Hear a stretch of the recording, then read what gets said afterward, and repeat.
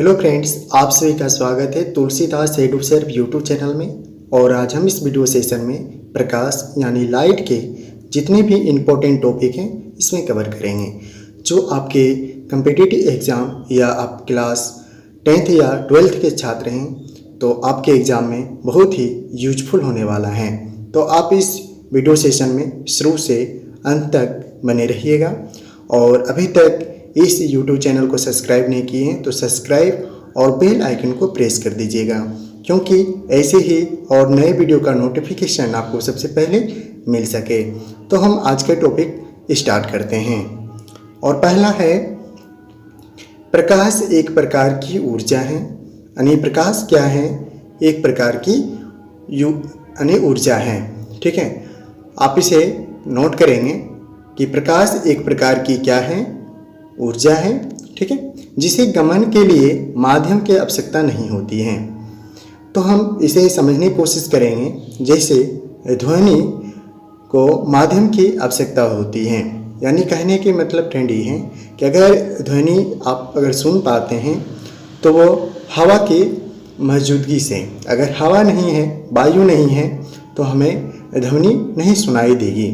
तो उसी प्रकार प्रकाश के माध्यम की आवश्यकता नहीं है, यानी उसे वायु हवा मिले या ना मिले, लेकिन प्रकाश प्रकाशित होगी। ठीक है, तो प्रकाश के क्या है? माध्यम की आवश्यकता नहीं होती है। बहुत ही इम्पोर्टेंट पॉइंट है कि प्रकाश के माध्यम की आवश्यकता होती है या नहीं। तो इससे आपको क्लियर हो गया कि प्रकाश को माध्यम की आवश्यकता नहीं होती है और प्रकाश एक प्रकार की क्या है? ऊर्जा है। दूसरा पॉइंट को समझेंगे, यह विद्युत चुंबकीय तरंग के रूप में संचरित होता है। तो प्रकाश जो है एक किस प्रकार के रूप में संचरित होता है? तो यह विद्युत चुंबकीय जो तरंग है के रूप में संचरित होता है। नेक्स्ट पॉइंट है कि तरंगदैर्घ्य 3900 एंगस्ट्रम से 7800 एंगस्ट्रम के बीच होता है। यानी तरंगदैर्घ्य जो है का जो एंगस्ट्रम है वो 3900 एंगस्ट्रम से यानी 7800 एंगस्ट्रम के बीच होता है। नेक्स्ट पॉइंट है, तरंगदैर्घ्य का एसआई मात्रक एंगस्ट्रम है, जिसे यानी तरंगदैर्घ्य का एसआई मात्रक क्या है? एंगस्ट्रम है। आप इसे नोट करेंगे अपने बुक में। चलते हैं फिर नेक्स्ट पॉइंट की ओर देखते हैं।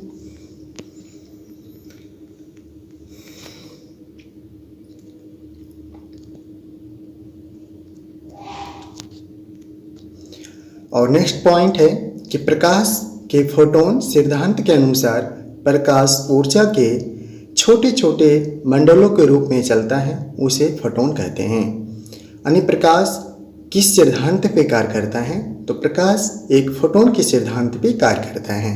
इस पॉइंट को आप नोट करेंगे कि प्रकाश जो है किस सिद्धांत पे कार्य करता है? तो ये फोटोन की सिद्धांत पे कार्य करता है। नेक्स्ट जो पॉइंट है, प्रकाश फोटोन के सिद्धांत पर कार्य करता है। देखिए यहाँ पे हम बता दिए हैं कि प्रकाश किस सिद्धांत पे कार्य करता है? तो एक फोटोन के सिद्धांत पे कार्य करता है।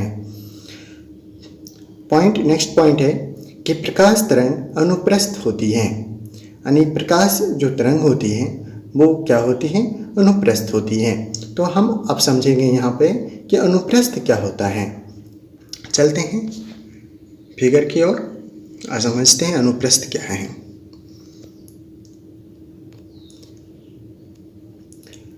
अब यहाँ पे समझेंगे कि अनुप्रस्थ क्या होती है। यदि कंपन तरंग की दिशा के लंब रूप है तो ऐसे तरंग को अनुप्रस्थ तरंग कहेंगे। यानी यदि कंपन तरंग की दिशा लंब रूप हो, यानी इस प्रकार जो आप फिगर में देख रहे हैं ऐसी इस प्रकार लंब रूप हो तो ऐसी तरंग को अनुप्रस्थ तरंग कहेंगे।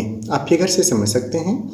और प्रकाश एक किस प्रकार की तरंग है? तो यह एक अनुप्रस्थ तरंग है। ठीक है, आप इसे नोट करेंगे। नेक्स्ट पॉइंट की ओर चलते हैं। और अगला पॉइंट है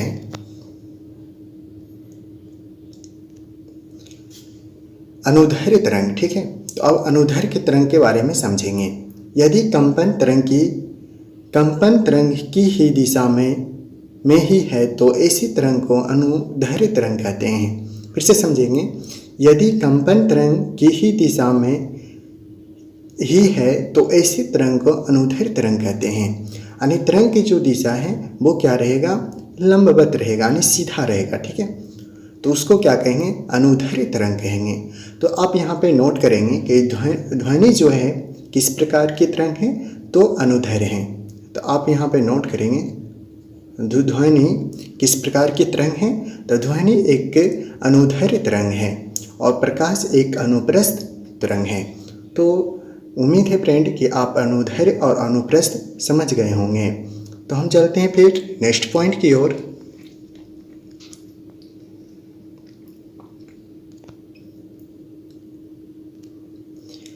वायु या निर्वात में प्रकाश की चाल सबसे अधिक होती है।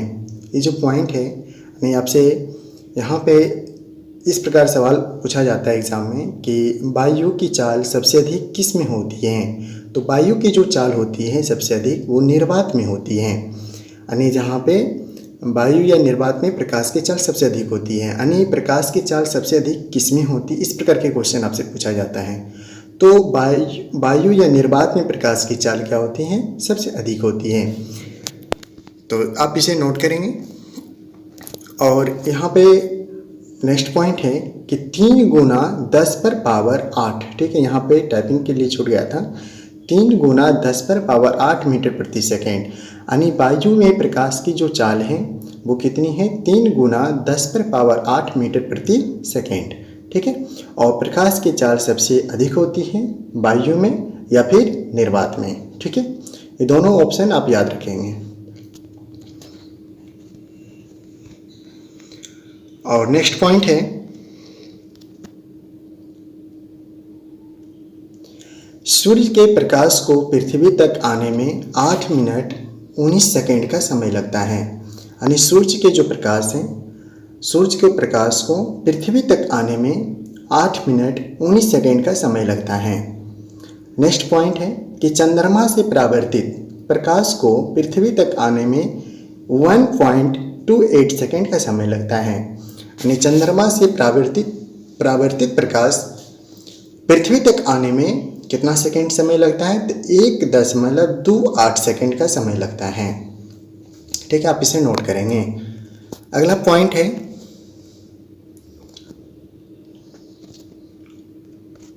प्रकाश की चाल माध्यमों के अपवर्तनांक पर निर्भर करता है। यानी जो प्रकाश की जो चाल है किस पे निर्भर करेगा, तो अपवर्तनांक पे निर्भर करेगा।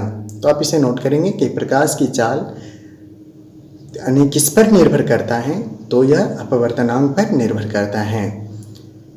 ये एग्ज़ाम में पूछा गया था जब वो टेक्नीशियन एलपी वाला जो एग्ज़ाम हुआ था, इसमें यह सवाल इस प्रकार पूछा था कि प्रकाश की चाल किन माध्यमों पर निर्भर करता है। तो आप यहाँ पे ऑप्शन था बहुत सारे, चारों ऑप्शन था, तो इसमें एक अपवर्तनांक भी था। तो अपवर्तनांक इसका राइट आंसर होगा। तो अपवर्तनांक पर निर्भर करता है प्रकाश की चाल। ठीक है, आप इसे नोट करेंगे। अगला पॉइंट है प्रकाश की चाल बराबर निर्वात में प्रकाश की चाल बटे माध्यम का अपवर्तनांक। यहाँ पे आप समझिएगा कि जो प्रकाश की चाल किस पर निर्भर करता है, तो अपवर्तनांक पर निर्भर करेगा। तो निर्वात में प्रकाश की चाल बटे माध्यम का अपवर्तनांक। ठीक है, इस फॉर्मूला को आप नोट करेंगे। चलते हैं फिर नेक्स्ट पॉइंट की ओर।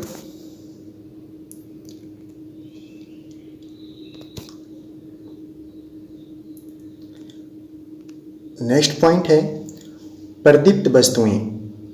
स्वयं प्रकाशमान वस्तुएं प्रदीप्त वस्तुएं कहलाती हैं, जैसे सूर्य, विद्युत बल्ब, कैंडल, जुगनू आदि।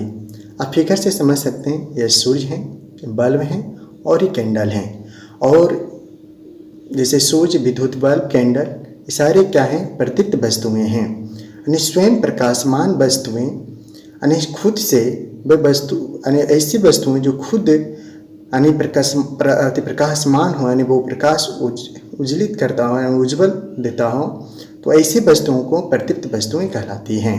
आप फिगर के माध्यम से समझ सकते हैं। नेक्स्ट पॉइंट है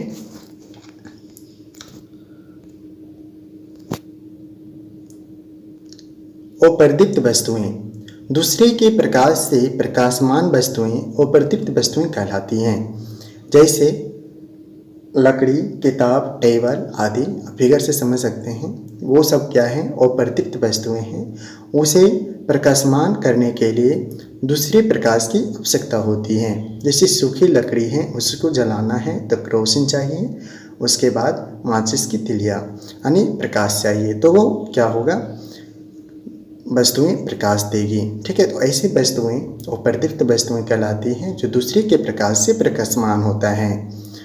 तो फ्रेंड, मैंने आपको जितने भी प्रकाश से संबंधित आपको पॉइंट बताए हैं वो सारे इम्पोर्टेंट था, और प्रकाश से रिलेटिव जो क्वेश्चन है नेक्स्ट वीडियो में आएगा, आप उस वीडियो को भी ज़रूर देखें। तो हम लोग फिर मिलते हैं नेक्स्ट वीडियो में, और अभी तक सब्सक्राइब नहीं किए तो सब्सक्राइब और बेल आइकन को प्रेस कर दीजिएगा। चलते हैं, मिलते हैं फिर प्रकाश के दूसरी वीडियो में, तब तक के लिए थैंक यू।